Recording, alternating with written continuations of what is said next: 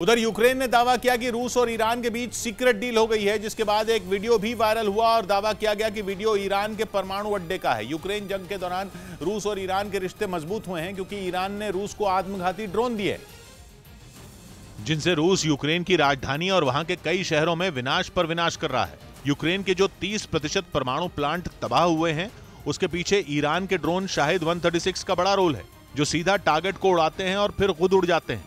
यानी ईरान ने रूस को ऐसे ड्रोन दिए हैं जो बिना कोई सबूत छोड़े यूक्रेन के पसीने छुड़ा रहे हैं।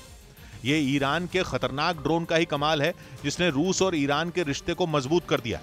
और ये तक दावा किया जाने लगा कि रूस और ईरान में सीक्रेट न्यूक्लियर डील हो गई है और रूस ईरान के परमाणु कार्यक्रम में उसकी मदद कर रहा है। ये दावा यूक्रेन के राष्ट्रपति ज़ेलेंस्की ने किया और ये बोल दिया कि अगर इजरायल यूक्रेन की मदद करता तो ईरान और रूस इतना आगे नहीं बढ़ते, क्योंकि अगर इजरायल यूक्रेन को ताकतवर एयर डिफेंस सिस्टम दे देता तो यूक्रेन अपने आसमान की सुरक्षा कर लेता और ईरान के ड्रोन वहां तांडव नहीं कर पाते, जिसकी वजह से रूस और ईरान के रिश्ते नहीं सुधरते।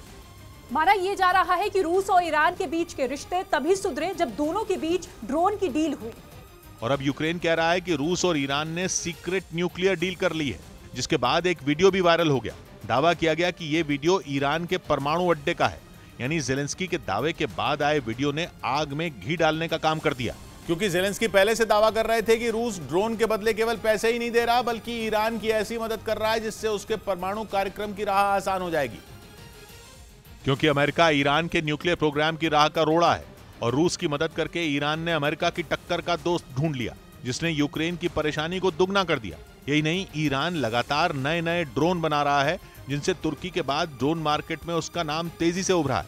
पिछले हफ्ते ही खबर आई थी कि उसने अमेरिका के स्विच ब्लेड ड्रोन के जैसा एक ड्रोन बना लिया है और यह भी आत्मघाती ड्रोन है, जिसका नाम है मिराज 521। पूरा चांस है कि रूस को जरूरत पड़ने पर वो ये ड्रोन भी उसे दे दे और इसीलिए यूक्रेन टेंशन में है और रूस और ईरान के बीच सीक्रेट न्यूक्लियर डील की बात करके अपने लिए मदद के रास्ते खोल रहा है। इजराइल पुलिस की स्पेशल फोर्स ने अपने कब्जे वाले वेस्ट बैंक में लायंस डेन नाम के एक संगठन के खिलाफ बड़ी कार्रवाई की। फिलिस्तीन ने आरोप लगाया कि इजराइल की इस कार्रवाई में उसके 5 नागरिकों की मौत हो गई, क्योंकि इजराइल की फोर्स ने वहां के दूसरे सबसे बड़े शहर में रात भर गोलीबारी की। इजराइल ने दावा किया कि वहां लायंस डेन नाम के संगठन ने एक इमारत में बड़ी संख्या में हथियार जमा करके रखे थे और उन हथियारों का इस्तेमाल वो इजराइल के लोगों के खिलाफ करते थे। इसी वजह से उसकी स्पेशल फोर्स ने एक ऑपरेशन को अंजाम दिया, जिसकी वजह से वहां एक बार फिर तनाव बढ़ गया। सुबह होते ही फिलिस्तीन के लोग सड़कों पर उतर आए।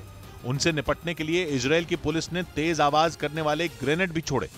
फिलिस्तीन ने दावा किया कि इस घटना में 5 फिलिस्तीनी लोगों की मौत हो गई। चीन को उसकी जगह दिखाने के लिए अमेरिका और जापान अगले महीने एक बहुत बड़ी मिलिट्री ड्रिल शुरू करने जा रहे हैं। हालांकि ये सैन्य अभ्यास अमेरिका और जापान का होगा, लेकिन उन्हें चीन के दूसरे दुश्मनों कनाडा, ऑस्ट्रेलिया और ब्रिटेन का भी पूरा साथ मिलने वाला है, ताकि हिंद और प्रशांत महासागर के इलाके में सबकी नाक में दम किए बैठे चीन को डराया जा सके। उसे यह दिखाया जा सके कि अगर वो अपनी दादागिरी से बाज नहीं आया तो फिर उसे अमेरिका और उसके साथी मिलकर जवाब देंगे। इसके लिए अमेरिका और जापान की सेना के करीब 36,000 सैनिक, पानी के 30 जहाज और 370 विमान 10 से 19 नवंबर तक चीन को अपना दमखम दिखाएंगे। कनाडा भी पानी के अपने 2 जहाज और ऑस्ट्रेलिया और ब्रिटेन अपना एक जंगी जहाज इस ड्रिल में भेजेंगे। लेकिन इस ड्रिल की जिस बात से चीन को सबसे ज्यादा मिर्ची लगने वाली है वो है उसकी लोकेशन। ये ड्रिल जापान के दक्षिण पश्चिमी टापुओं पर भी होने वाली है, जिनमें एक टापू है तोकुनोशिमा। तोकुनोशिमा टोक्यो से ज्यादा ताइवान की राजधानी ताइपे के करीब है और ताइवान चीन की दुखती रग है, जिसे दबाकर जापान उससे हिसाब बराबर करना चाहता है। बीते कुछ वक्त से चीन ने जापान के लिए मुसीबत खड़ी की हुई है, इसलिए जापान ने साल 2027 तक अपनी ताकत कई गुना बढ़ाने का प्लान तैयार कर लिया है।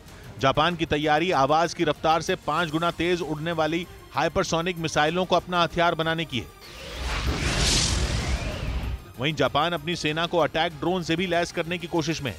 अब तक जापान की सेना ड्रोन को जंग के मैदान का अहम हथियार नहीं मानती थी, लेकिन यूक्रेन की जंग में तुर्की के बायरख्ताश और ईरान के शाहिद ड्रोन ने जिस तरह अपना लोहा मनवाया है, उससे जापान ने भी अब स्ट्रेटजी बदल ली है। इधर महाराष्ट्र के औरंगाबाद से हैरान कर देने वाला एक वीडियो सामने आया। उसमें कुछ लड़के सड़क पर पटाखों से स्टंटबाजी करते नजर आए।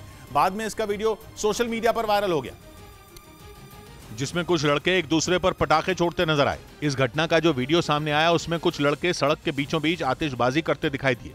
इस दौरान वहां से एक मोटरसाइकिल गुजरती नजर आई। जैसे ही वो आगे बढ़ी, एक रॉकेट उड़ते हुए उस मोटरसाइकिल के पास जा पहुंचा। हालांकि गनीमत ये रही कि रॉकेट मोटरसाइकिल के आगे बढ़ने से पहले ही जमीन पर गिर गया, जिससे वहां भगदड़ मच गई और लोग रॉकेट से बचने के लिए इधर उधर भागने लगे। लेकिन आतिशबाजी कर रहे लड़के नहीं माने और वो पटाखों से स्टंटबाजी करते रहे। इसी बीच एक रॉकेट वहां खड़े लड़के पर जा गिरा। हालांकि वो रॉकेट की चपेट में आने से बाल बाल बच गया।